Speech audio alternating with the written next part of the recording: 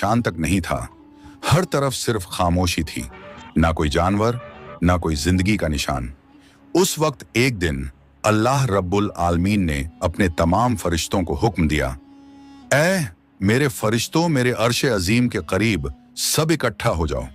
अल्लाह रब्बुल आलमीन का हुक्म मिलते ही बेहिसाब फरिश्ते रोशनी की तरह चमकते हुए उस जगह हाजिर हो गए।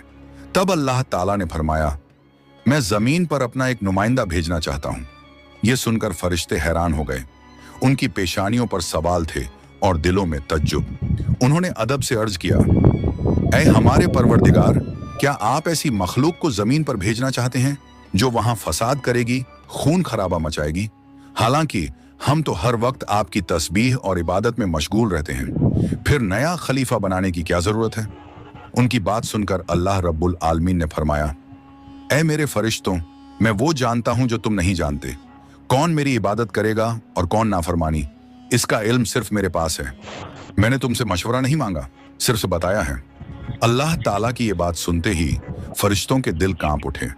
उन्होंने अपनी गलती महसूस की और फौरन तौबा कर लिया। फिर सजदे में गिरकर अल्लाह से माफी मांग ली। फिर अल्लाह ताला ने अपने 4 अजीम फरिश्तों को बुलाया, हजरत जिब्राइल, हजरत मिकाइल, हजरत इसराफील और हजरत इजराइल अलैहिस्सलाम। हुक्म मिलते ही अल्लाह रब्बुल आलमीन की बारगाह में हाजिर हुए।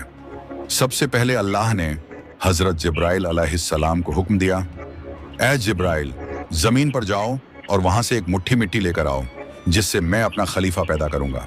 हजरत इजराइल अलैहिस्सलाम जमीन पर तशरीफ लाएं और मिट्टी उठाने लगे, मगर मिट्टी रोने लगी। गिड़गिड़ा कर बोली, ऐ जिब्राइल, मुझे कहां ले जा रहे हो? जिब्राइल अलैहिस्सलाम ने फरमाया, मैं तुम्हें अल्लाह के पास ले जा रहा हूं। वो तुमसे एक ऐसी मखलूक पैदा करेंगे जो जमीन पर उनका नुमाइंदा होगी। ये सुनते ही मिट्टी और ज्यादा रोने लगी और बोली, ऐ जिब्राइल, मुझे मत ले जाओ। मुझसे जिन इंसानों को पैदा किया जाएगा वो अल्लाह की नाफरमानी करेंगे। फिर जब अल्लाह का अजाब उतरेगा तो मैं भी तो उनके जिस्म में रहूंगी। वो अजाब मुझे भी झेलना पड़ेगा और अल्लाह के अजाब को सहने की ताकत मेरे पास नहीं है। मेरी तरफ से अल्लाह से माफी मांग लेना। मिट्टी की यह दर्द भरी पुकार सुनकर हजरत जिब्राइल अलैहिस्सलाम खाली हाथ वापस लौट आए और अल्लाह के दरबार में जाकर पूरी बात बयान कर दी। फिर अल्लाह ताला ने हजरत मिकाइल अलैहिस्सलाम को भेजा।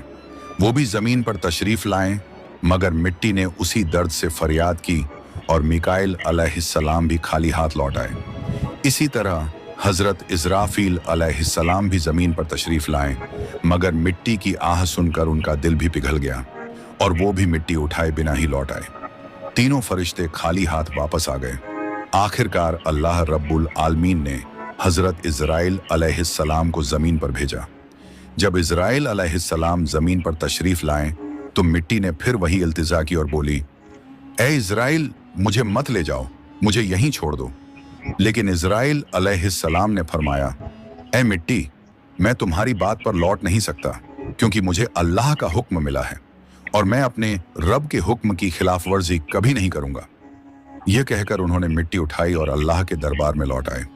अल्लाह ताला ने बहुत खुश होकर फरमाया, ऐ इजराइल, क्योंकि तुमने मेरा हुक्म पूरा किया, मैं तुम्हें एक खास जिम्मेदारी देता हूं, इंसानों की रूहें कब्ज करने की जिम्मेदारी। इजराइल अलैहिस्सलाम ने अर्ज किया, ऐ अल्लाह, जब मैं इंसानों की रूह निकालूंगा तो उनके घर वाले मुझसे नफरत करेंगे और मुझे ही इल्जाम देंगे।